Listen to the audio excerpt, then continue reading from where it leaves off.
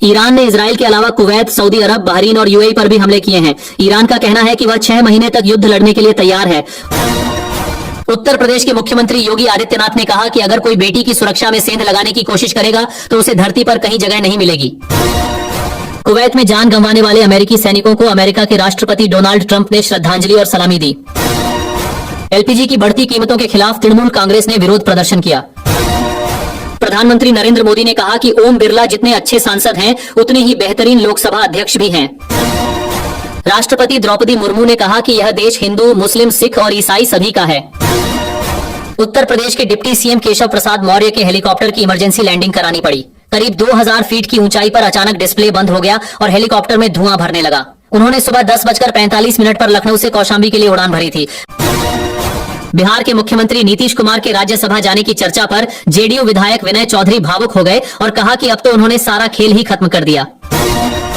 LPG की कीमतों को लेकर कांग्रेस अध्यक्ष मल्लिकार्जुन खड़गे ने सरकार पर तंज कसा। उन्होंने कहा कि 14.2 किलोग्राम वाले घरेलू गैस सिलेंडर की कीमत में 60 रुपए की बढ़ोतरी की गई है, जबकि खाड़ी देशों में युद्ध की वजह से कमर्शियल सिलेंडर के दाम 115 रुपए बढ़ गए हैं। राष्ट्रपति द्रौपदी मुर्मू के अपमान के मुद्दे पर प्रधानमंत्री नरेंद्र मोदी ने टीएमसी पर निशाना साधते हुए कहा कि तृणमूल कांग्रेस का अहंकार बहुत जल्द चूर चूर हो जाएगा।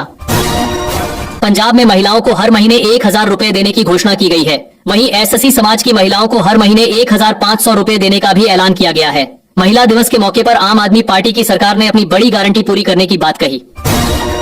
प्रधानमंत्री नरेंद्र मोदी ने टीएमसी सरकार पर हमला बोलते हुए कहा कि टीएमसी की गंदी राजनीति और सत्ता का अहंकार बंगाल की जनता बहुत जल्द तोड़ देगी। उन्होंने कहा कि यह घटना सिर्फ राष्ट्रपति का ही नहीं बल्कि भारत के संविधान और लोकतंत्र की भावना का भी अपमान है, क्योंकि टीएमसी सरकार ने कार्यक्रम को कुप्रबंधन के भरोसे छोड़ दिया। डोनाल्ड ट्रंप ने सोशल मीडिया पर पोस्ट करके कहा कि ब्रिटेन, जो कभी हमारा बहुत बड़ा सहयोगी था, शायद सबसे बड़ा, अब मध्य पूर्व में 2 विमानवाहक पोत भेजने पर गंभीरता से सोच रहा है। ट्रंप ने तंज कसते हुए कहा कि कोई बात नहीं पीएम कीर स्टारमर, अब हमें उनकी जरूरत नहीं है, लेकिन हम ये बात याद रखेंगे, हमें ऐसे लोगों की जरूरत नहीं है जो युद्ध जीतने के बाद उसमें शामिल हों।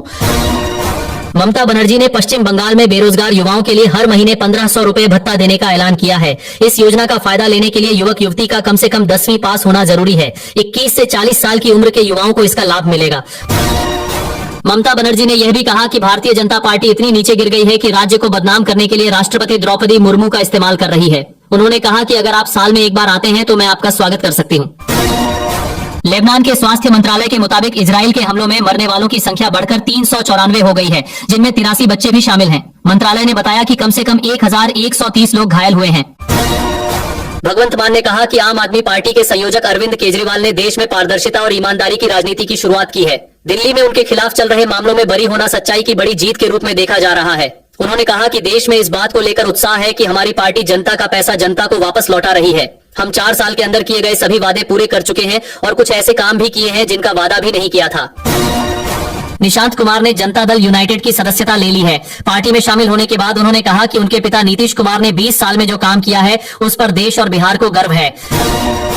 अमेरिकी राष्ट्रपति डोनाल्ड ट्रंप ने कहा कि उन्होंने उनके पूरे बुरे साम्राज्य को खत्म कर दिया है और ईरान में अमेरिका का सैन्य ऑपरेशन अभी कुछ समय तक जारी रहेगा।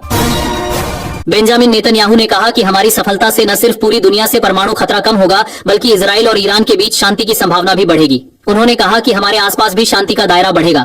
आज हर कोई समझ रहा है कि अयातुल्लाह का शासन पूरी दुनिया के लिए खतरा है। हाल के दिनों में ईरान ने अपने आसपास के 12 देशों पर हमला किया है और हम उन देशों